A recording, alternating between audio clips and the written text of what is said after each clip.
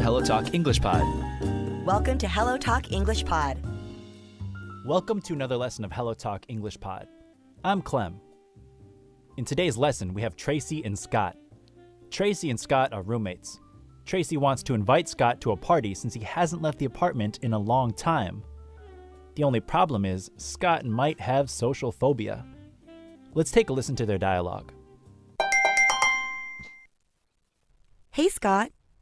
My friend is having a party this weekend at his house, and I was wondering if you wanted to join us. Thanks for the invite, Tracy, but I think I'm going to pass on this one. Oh, come on. You've declined every invitation this past month. Yeah, I know. I just feel more comfortable at home. Also, with the technology we have these days, I pretty much don't have to leave the house. I can order things online and have them delivered directly to our apartment. But don't you miss socializing with people? I socialize with people on my phone. That's not the same. You need to get out more and actually meet people in person. I don't know about that. I'm quite comfortable with where I am. Do you think you might have social phobia? What's that? It's when someone has a deep fear of social events and interactions. That might be it. Tracy opens the conversation by saying, "Hey Scott, my friend is having a party this weekend at his house and I was wondering if you wanted to join us." Now, here when Tracy says wondering, for those of you that don't know, to wonder means to think about or ask oneself about something. Usually it means you're kind of thinking to yourself. So in this case, Tracy was thinking to herself, you know what? Maybe Scott might want to join for the party. And so she invites Scott.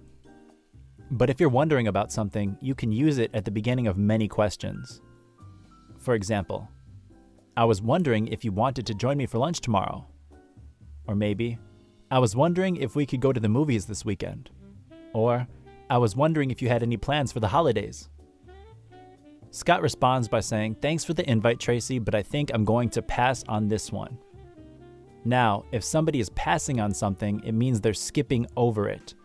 Usually it means they're avoiding it. So if you're going to pass on it, you're going to not go to the event or you're going to skip the situation. So if somebody asks you to do something that you don't really want to do or invites you to an event that you don't want to go to, you can say, "No, thank you. I think I'm going to pass on this one." "Do you want to come over for dinner tomorrow night?" "No, sorry. I already have plans. I think I'm going to pass on this one." "Do you want to go to the water park next weekend?" "No, sorry, I think I'm going to pass on this one. I don't really like swimming." Tracy continues the dialogue and says, "Oh, come on. You've declined every invitation this past month." Now, when Tracy says, "come on," that's her trying to coax Scott into doing it. It's a way of pleading with somebody. So you could say to your friend, "Come on, it will be fun." Or, "Come on, you always say no. Why don't you say yes this time?" Or, "Come on, I'll buy the coffee." And when Tracy says declined, to decline is to refuse. So it's basically refusing somebody's invitation or somebody's request. Scott says he's more comfortable at home and then says, "With the technology we have these days, I pretty much don't have to leave the house." Technology are gadgets like phones and computers, as well as just advancements in engineering. So, new music technology allows us to stream music online rather than having to buy a compact disc or a vinyl record. Scott continues and says, "I can order things online and have them delivered directly to our apartment." Now, if something is delivered, it means one person is bringing it to another person. So it's to give something to another person. So you could ask a friend, "Hey, I heard you're going to go see Tommy. Can you deliver this message for me?" And the word directly means at once, without delay. If your roommate asks you, "Can you pick up milk on the way home?" You could say, "Sorry, I'm going to have to pass on this one. I'm going directly home." Tracy responds with, "But don't you miss socializing with people?" To socialize means to converse and to have the companionship of others. So you can socialize by spending time with other people. People socialize by going to different events, by going to a cafe, by spending time eating dinner together. Scott says he socializes with people on his phone, and Tracy then says, that's not the same. You need to get out more and actually meet people in person. Now, get out is to leave or to escape. So in this particular situation, she's saying that Scott needs to leave the house.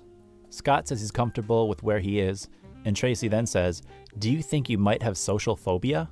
Now, we already talked about socializing, and to be social means relating to friendly companionship or relationships, and to be conversational and be able to connect well and relate to others. And a phobia is a deep, deep fear of something. You can have arachnophobia, which is the fear of spiders. You can have triskaidekaphobia, which I believe is the fear of having peanut butter stuck to the roof of your mouth. But there are many different types of phobias. And in this particular situation, we're talking about social phobia. So basically the fear of connecting and speaking with people and relating to them. Scott asks what it is, and Tracy explains, it's when someone has a deep fear of social events and interactions. Now, we've already mentioned events a few times, but events are something that happens. They're special occasions usually. So you can have music events where there's concerts going on, or maybe DJs having a set. There are holiday events, for instance, maybe a Thanksgiving dinner, as well as more regular events, like a Friday night drink after work with your colleagues. And when Tracy says interactions, she's talking about communication or direct involvement with someone or something. All right, let's take another listen to our dialogue and pay special attention to those key words. Hey, Scott. My friend is having a party this weekend at his house, and I was wondering if you wanted to join us. Thanks for the invite, Tracy, but I think I'm going to pass on this one. Oh, come on. You've declined every invitation this past month. Yeah, I know. I just feel more comfortable at home. Also, with the technology we have these days, I pretty much don't have to leave the house. I can order things online and have them delivered directly to our apartment. But don't you miss socializing with people? I socialize with people on my phone. That's not the same. You need to get out more and actually meet people in person. I don't know about that. I'm quite comfortable with where I am.